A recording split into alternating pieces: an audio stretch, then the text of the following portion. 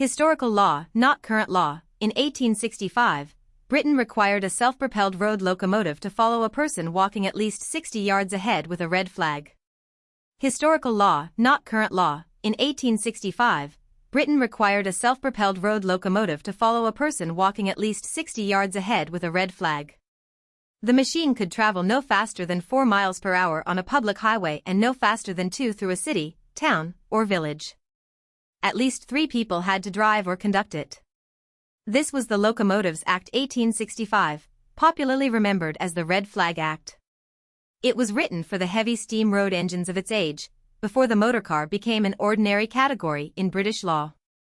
But legal language aimed at locomotives powered by steam or anything other than animals also caught the early horseless carriage. The result was a regulatory mechanism built around a human advance warning. Before the machine reached horses, pedestrians, narrow roads, or a village street, a person and flag had to arrive first. The original statute did more than demand a theatrical flag. Section 3 set out an operating system. At least 3 people were to work each locomotive, with another person required when more than 2 wagons or carriages were attached.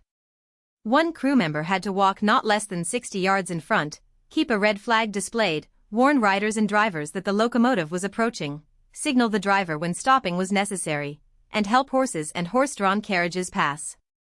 The locomotive itself had to stop when the advance person signaled and when someone in charge of a horse raised a hand. Steam whistles could not be sounded on the road, and steam or smoke was not to be allowed to frighten horses.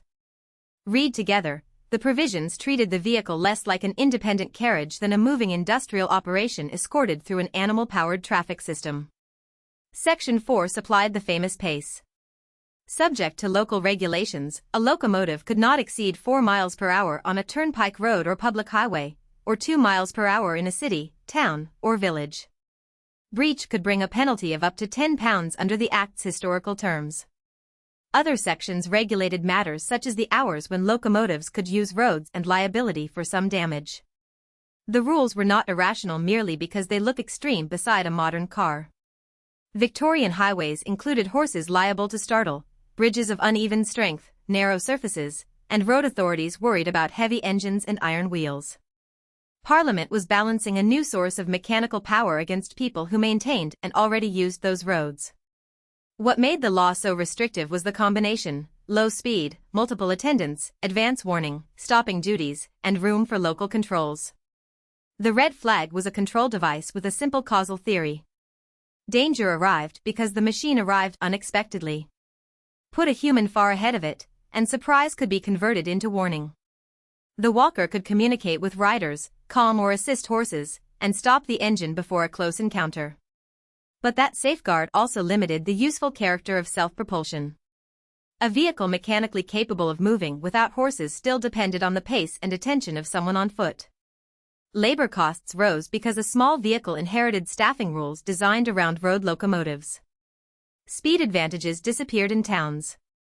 The law did not ban powered road travel, it made operation conditional on a procession. That distinction is important. Calling it a ban misses how regulation can suppress a technology through operating conditions while leaving the technology formally legal. The 1865 rules did not remain frozen word for 31 years. The Highways and Locomotives Amendment, Act 1878 changed the advance person rule in England. The substituted wording required the person to precede the locomotive by at least 20 yards and to assist horses and carriages when needed.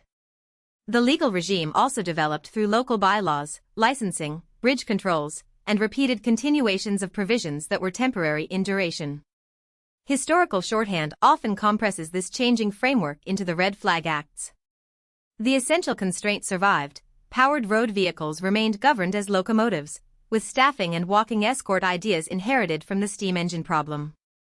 In the House of Commons debate of June 1896, the president of the local government board summarized the existing disabilities as 3 attendants, a person 20 yards ahead waving a red flag, 4 miles per hour generally, and 2 in towns. By the 1890s, light petroleum, steam, and electric vehicles made the mismatch harder to ignore. In Parliament, supporters of reform argued that Britain lagged France, the United States, and other countries in using and manufacturing light motor vehicles. The 1896 debate was not a simple contest between progress and ignorance. Members also worried about road damage, bridge loads, heavy vehicles, public safety, licensing revenue, and the effect on horses and rural ratepayers. Those concerns shaped the replacement. Reformers did not declare every mechanical vehicle free of rules. They defined a lighter class, exempted it from much of the old locomotive regime, and retained powers over speed, lights, bridges, and operation. The legal technology evolved with the mechanical technology. Classification replaced the assumption that every self-propelled road machine should be managed like a traction engine. The Locomotives on Highways Act 1896 created the category of the light locomotive. Under the enacted definition, the mechanically propelled vehicle had to weigh under 3 tons unladen. If it drew one vehicle, their combined unladen weight could not exceed 4 tons, and the locomotive had to be constructed so that it normally emitted no smoke or visible vapor. Qualifying light locomotives were exempted from the scheduled old restrictions, including the 1865 Act and the relevant 1878 provisions. They were instead treated as carriages under applicable law. The 1896 Act required a lamp during specified hours of darkness and a bell or other adequate warning instrument. It allowed regulations and local bridge restrictions. Most memorably, it set 14 miles per hour as the statutory maximum while allowing the local government board to prescribe a lower speed. This was liberalization, but it was also a replacement safety framework. The 1896 Act received royal assent on August 14 and came into operation 3 months later, on November 14. Its schedule did not erase every rule for every heavy road locomotive. Rather, it said the listed enactments would not apply to the newly defined light locomotives. That precision prevents 2 myths at once. Britain did not wake up to a road without regulation, and Parliament did not simply repeal all protection because enthusiasts wanted faster cars. It shifted suitable vehicles out of a heavy locomotive framework and into a carriage-based one with a higher speed ceiling and administrative regulation. The Commons Library's History of English Speed Limits summarizes the turning point. The old 2 and 4 mile limits gave way in 1896 to a 14-mile maximum, followed by 20 miles per hour in 1903. Those figures describe historical stages, not present limits.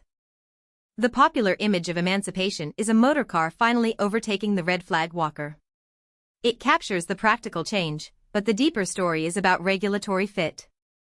In 1865, the category was the locomotive, and the law assumed a heavy, conspicuous machine entering a horse-dominated road. By 1896, Parliament could separate light locomotives from heavier ones and regulate their actual characteristics. Weight, smoke, lights, bells, bridge risk, and maximum speed became the focus. Hansard shows both appetite for a new industry and anxiety over who would pay for damaged roads. The replacement therefore did not choose innovation over safety. It chose a different model of safety, one that no longer required every qualifying light machine to bring its own pedestrian warning system. Nothing in the 1865 Act described current British driving law. The statute belongs to 19th-century legal history, and the 1896 framework was itself followed by later motor legislation. Its value now is explanatory. It shows how lawmakers respond when a new machine does not yet have a settled category. They borrow rules from the closest known risk. Sometimes that creates sensible precautions. Sometimes the borrowed mechanism becomes the main obstacle to the thing being regulated. The red flag warned horses, created stopping distance, and placed human judgment ahead of a dangerous machine. It also made a self-propelled vehicle operationally dependent on a walker. 31 years later, Parliament did not decide that warning and speed no longer mattered. It decided that a light motor vehicle needed rules designed as a light motor vehicle. The flag disappeared from the mechanism, and a modern branch of road law began to take shape.